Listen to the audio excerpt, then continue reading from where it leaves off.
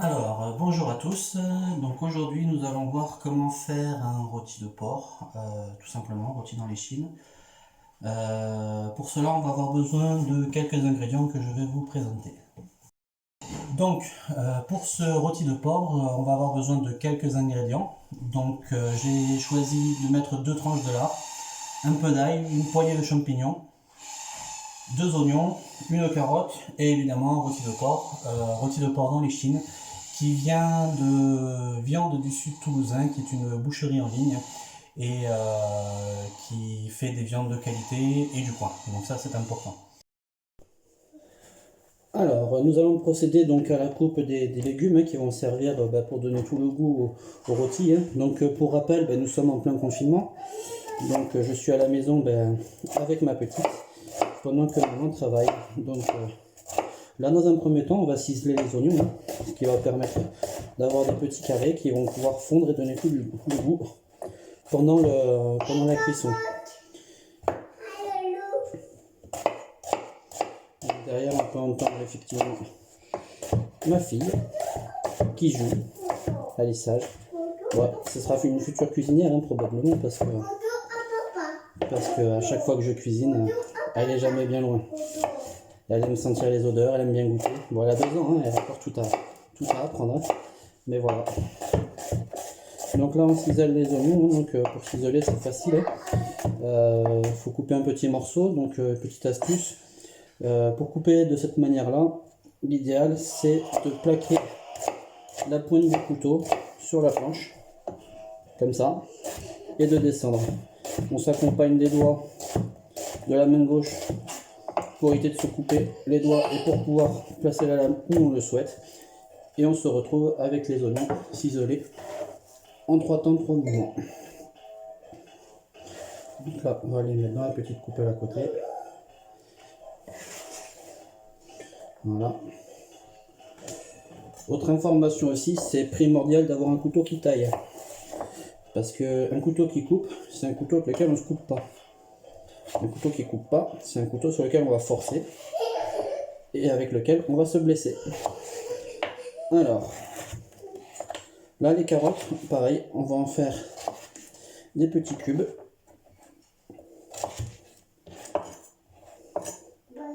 Ça va.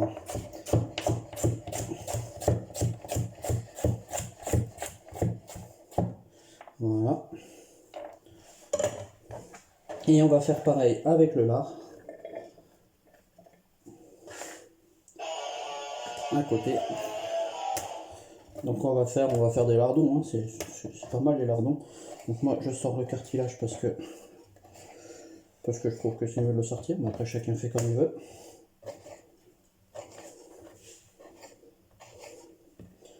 Voilà. Donc je tiens à dire aussi que je ne suis pas cuisinier. J'ai quelques notions, mais bon, c'est pas ma vocation première. Donc pour les professionnels qui peuvent regarder, vous pouvez éteindre, je ne vais rien vous apprendre. Par contre, au contraire, vous pouvez me donner des conseils autant que vous voulez. Voilà.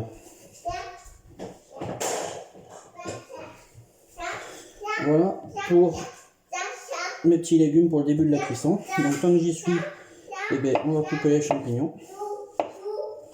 Donc là pareil, on le coince entre 2 doigts et on vient couper facilement comme ça. Ça permet de gagner du temps, ou alors on peut y aller de la même technique que tout à l'heure,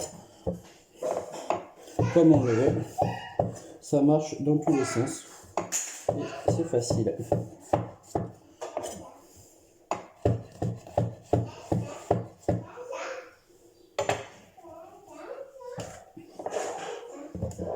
On garde la gousse d'ail pour tout à l'heure. Volontairement, je la coupe pas encore parce que l'ail va perdre son arôme si on le coupe trop tôt. Voilà.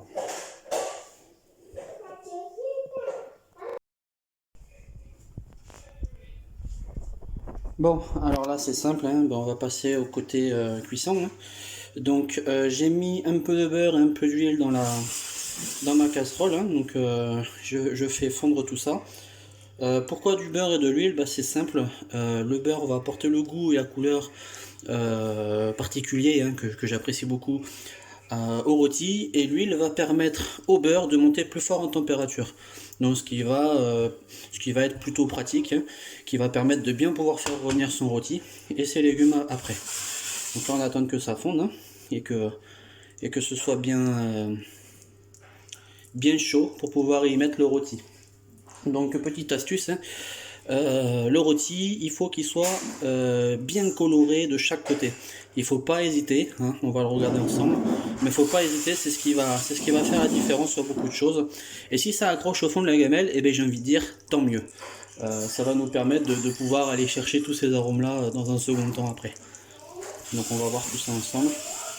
Donc là, on va prendre mon rôti, hein, je l'ai salé, je l'ai poivré sur les côtés.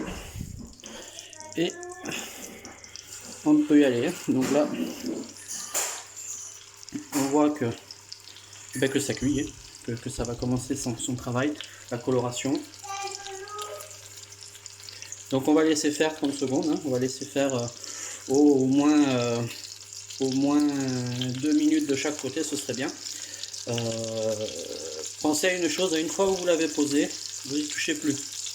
Parce que dès qu'on va y toucher, ben en fait, ça va faire remuer l'huile et le beurre, ça va tout simplement perdre en température.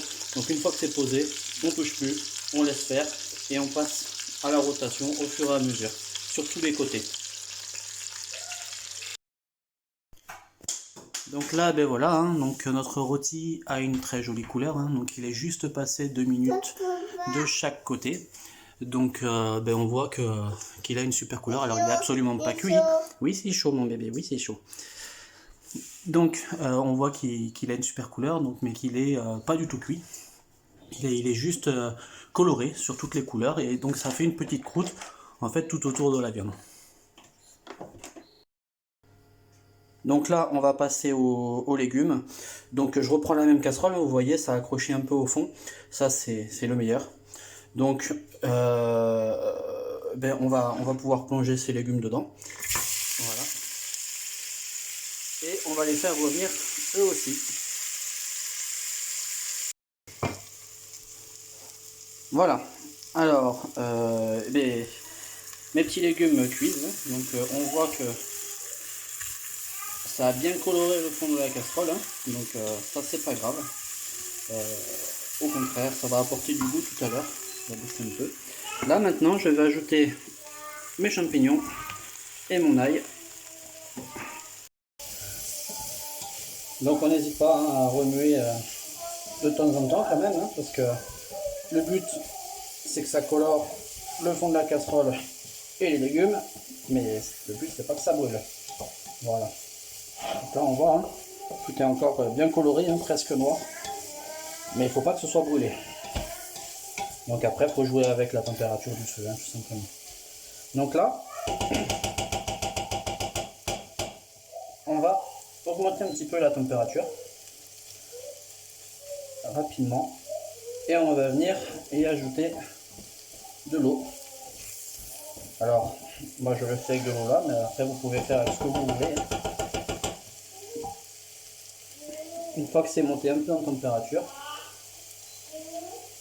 pour que ce soit chaud, il faut venir faire un choc thermique en fait. Donc là on sent que au bruit que la température augmente. Et une fois que c'est chaud, c'est pas mal, on va venir verser son eau et on va frotter le fond de la casserole.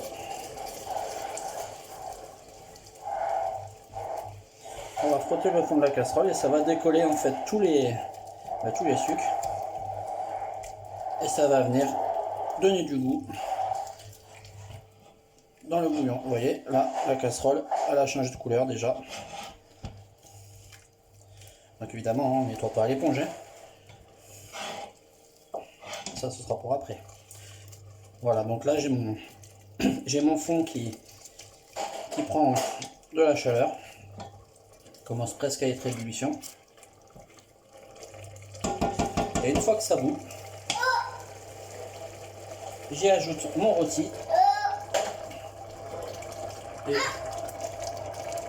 les 2 grains de jus qu'il y avait. Donc là ça rebout, ouais.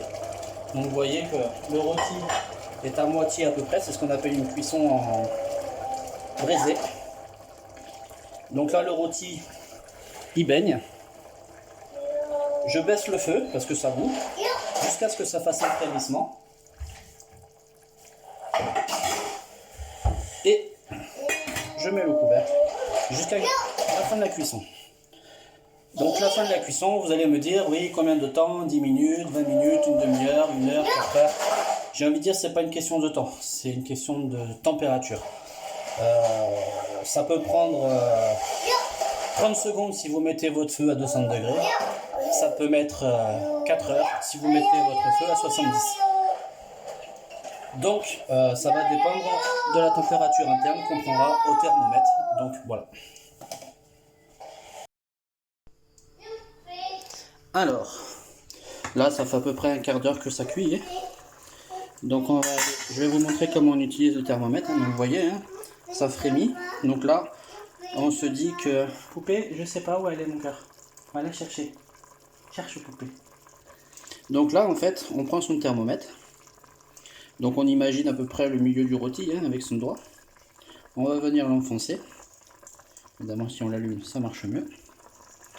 Et ça va calculer la température. Donc vous voyez, hein, ça fait un quart d'heure si on a 28 degrés. Mais ça descend encore. Donc voilà.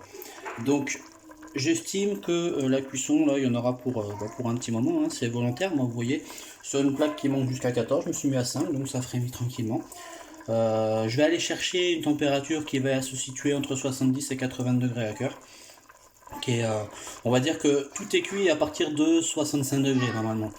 Donc 70 c'est bien, donc ça veut dire que la viande ne sera pas sèche, elle sera très juteuse, mais elle peut être un peu rosée. Certaines personnes n'aiment pas le porc rosé, donc moi je l'aime bien. 70 degrés à cœur, c'est très bien pour la cuisson, 70-80.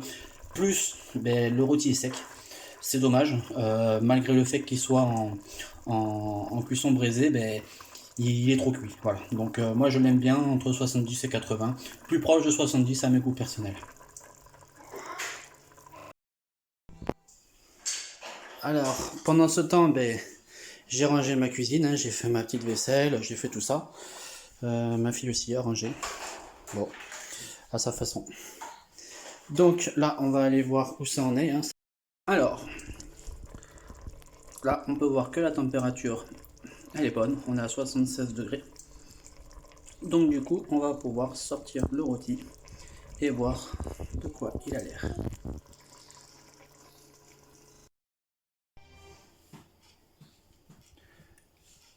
Donc notre rôti est sorti. Donc on voit qu'elle a toujours sa belle coloration. Hein. Donc ça c'est top.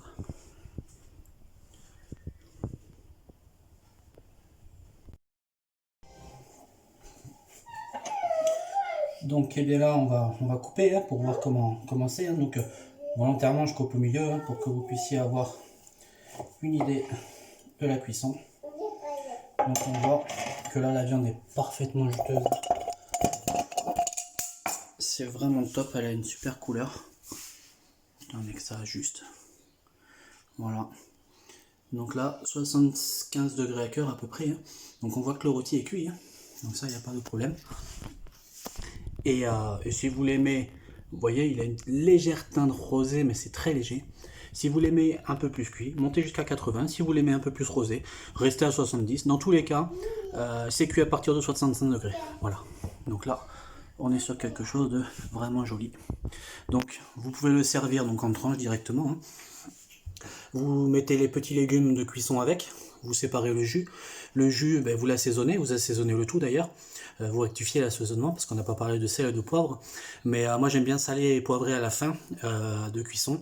Comme ça on n'a pas de réduction. Donc si vous salez beaucoup au départ et que la moitié de votre eau s'en va, vous retrouvez avec un plat qui est trop salé. Donc du coup c'est pour ça que je rectifie toujours l'assaisonnement à la fin. Je sale très peu tout au long de la cuisson et je sale et je rectifie à la fin. Voilà. Donc ça vous pouvez servir après avec du riz, les petits légumes, ou des pommes de terre, ou des pâtes, comme vous voulez. Voilà. Donc c'est top.